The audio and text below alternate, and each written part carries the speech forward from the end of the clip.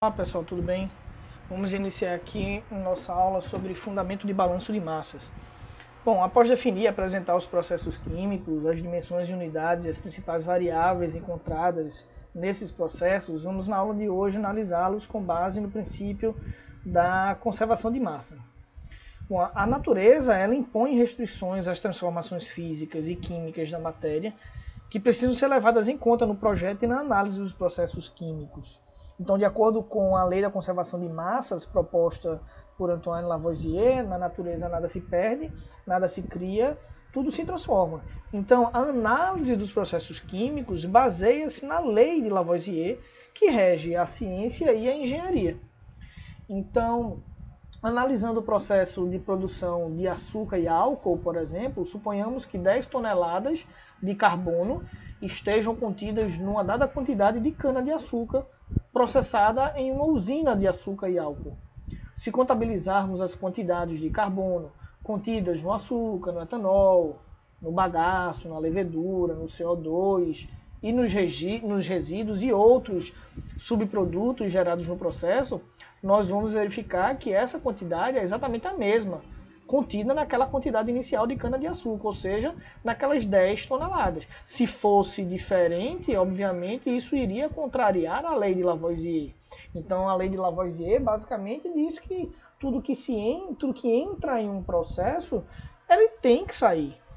Se fosse ao contrário, estaríamos contrariando Antoine Lavoisier. Mas antes de iniciar a classificação dos processos químicos e realizar os balancetes e as contabilizações de massa em torno dos processos, convém fazermos algumas definições prévias que vão nos auxiliar na análise desses processos. A primeira é a definição e a diferenciação do que vem a ser um sistema e um volume de controle. Um sistema ele é constituído por uma porção da matéria, pode ser um fluido ou uma massa específica qualquer, isolada da minha parte exterior e fechada por um contorno imaginário. Essa delimitação nós chamamos de sistema. A massa nesse sistema ela é fixa, mas as suas fronteiras elas podem ser fixas ou móveis. Por exemplo, temos aqui um êmbolo, então tirando e colocando pesos em cima desse êmbolo, as nossas fronteiras elas se movem, mas a massa, o conteúdo dentro do meu sistema não, ele é fixo, ele se conserva. Bom, em operações unitárias nós estamos interessados ou em escoamento de fluidos ou a passagem de uma determinada massa através de dispositivos e equipamentos. Então, nesse caso, é difícil focar a atenção numa determinada quantidade de massa fixa, identificável. Então, é conveniente nós fazermos o volume do espaço no qual esse fluido, essa massa está escoando. Então, esse método é chamado de método do volume de controle. Bom, então o que vem a ser um volume de controle? Ele é um volume arbitrário, fixo no espaço, de paredes imaginárias, que permite a passagem através da sua superfície externa de massa, de quantidade de movimento, de energia e de demais quantidades associadas ao meu escoamento. Uma vazão mássica, uma vazão volumétrica, enfim. Por que isso é importante? Por que a definição de volume de controle é importante? Porque nós podemos classificar os processos químicos de acordo com a entrada e saída de matéria do volume de controle, bem como a dependência ou não das variáveis do meu processo com o tempo. Então, classificar o processo com relação à entrada e saída do meu volume de controle nos dá margem a 3 tipos de classificação: processo em batelada, processo semicontínuo e processo contínuo. Vamos a cada um deles. Imaginemos que nós temos um reator de mistura, onde nós vamos preenchê-lo com uma determinada quantidade de matéria-prima, uma massa específica qualquer, e nós vamos delimitar a nossa região do espaço, nosso volume de controle, e analisar dentro deste volume de controle entradas e saídas. Bom, quando não existe entrada, quando não existe saída do meu volume de controle durante o processamento, nós podemos caracterizar este processo como um processo em batelada, quando nada entra e nada sai durante o processamento. Então, classificamos o mesmo como batelada. E com relação à dependência ou não das variáveis do processo com o tempo, como podemos classificar um processo em batelada, por exemplo? Veja, imaginemos uma reação específica A mais B produzindo AB. Durante essa mistura de A e B, propriedades como, por exemplo, temperatura ou concentração, então essas duas variáveis, elas podem, com o tempo, elas podem mudar. E elas mudam. Tanto é que vão dar origem ao meu produto AB. No eixo X ou no eixo Y, essas propriedades, temperatura e concentração, por exemplo, não variam.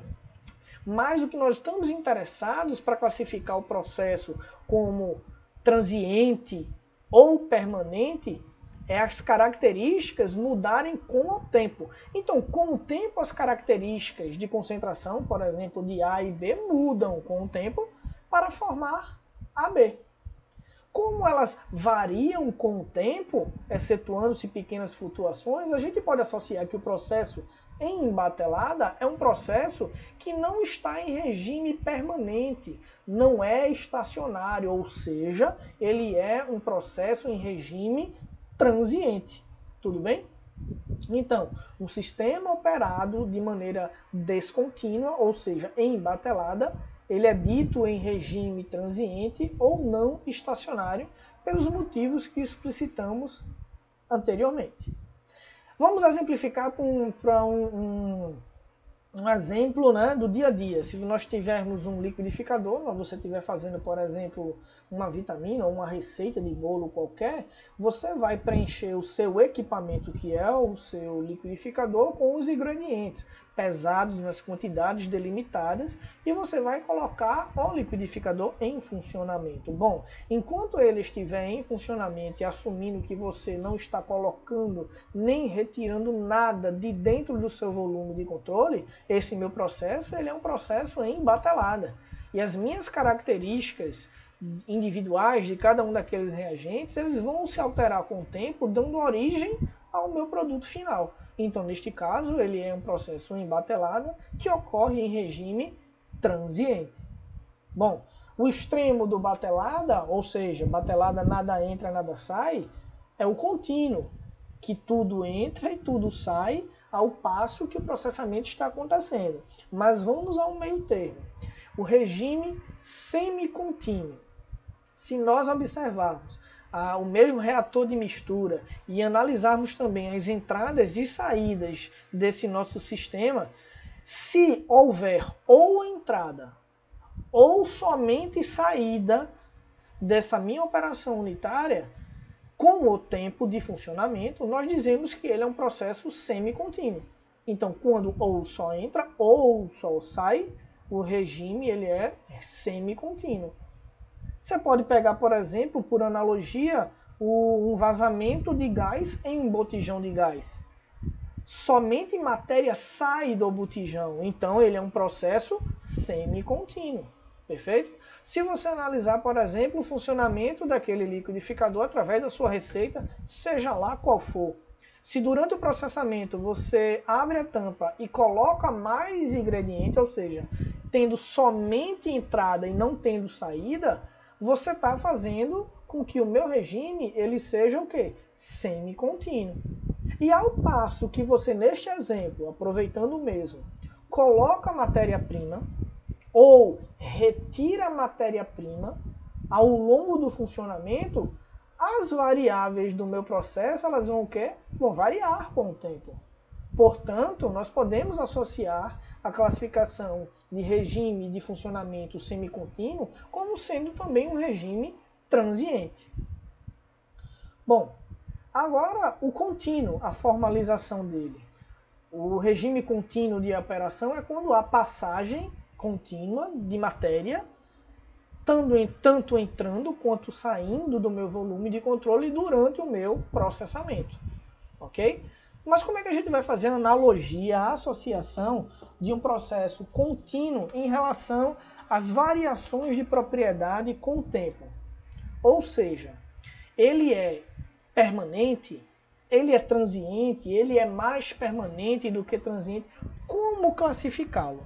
Bom, eu posso dizer para vocês que os processos contínuos, eles podem ocorrer tanto em regime permanente como em regime transiente.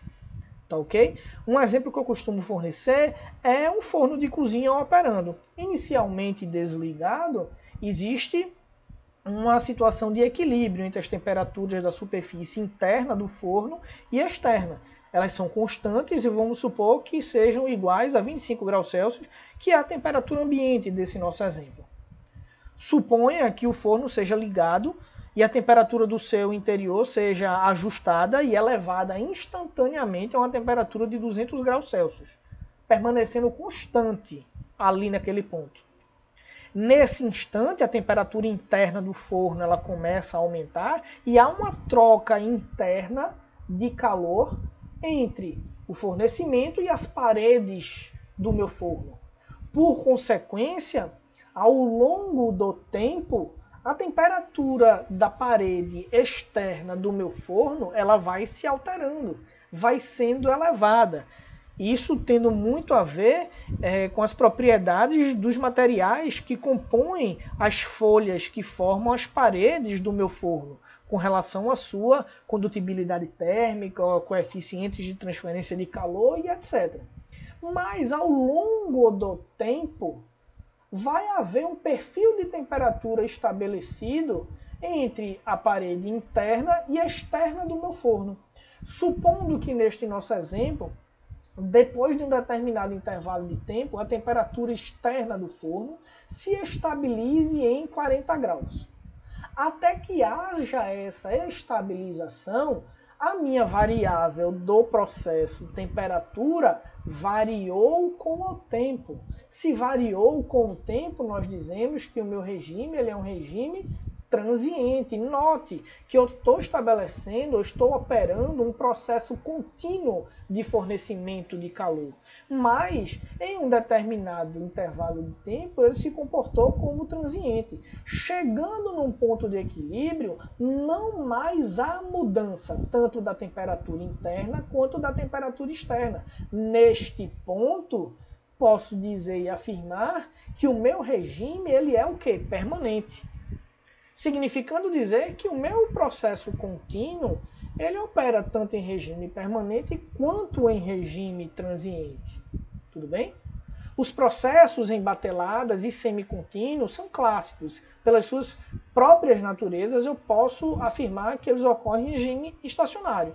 Os processos contínuos, porém, são projetados para serem conduzidos em regime permanente, mas algumas situações, como exemplificadas nos slides anteriores, podem fazer com que as situações mudem. Por exemplo, na partida, no começo de um processo em regime permanente, quando a gente dá o start em uma coluna de destilação, por exemplo, você vai haver naquele ponto um regime transiente de operação até o regime permanente ser atingido.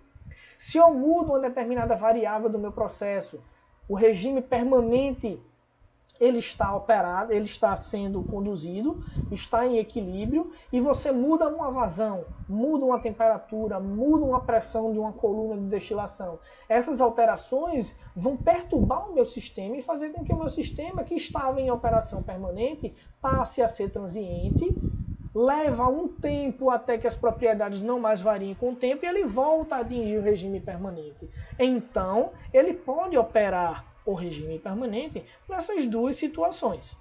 Então, o processo ele pode ocorrer tanto em regime permanente em relação a dada variável e encontrar-se em regime transiente em relação a outra variável.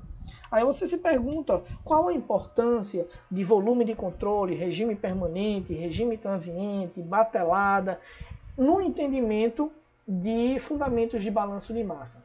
Nos próximos slides, a gente vai conseguir aplicar esses conhecimentos na simplificação da equação geral do balanço.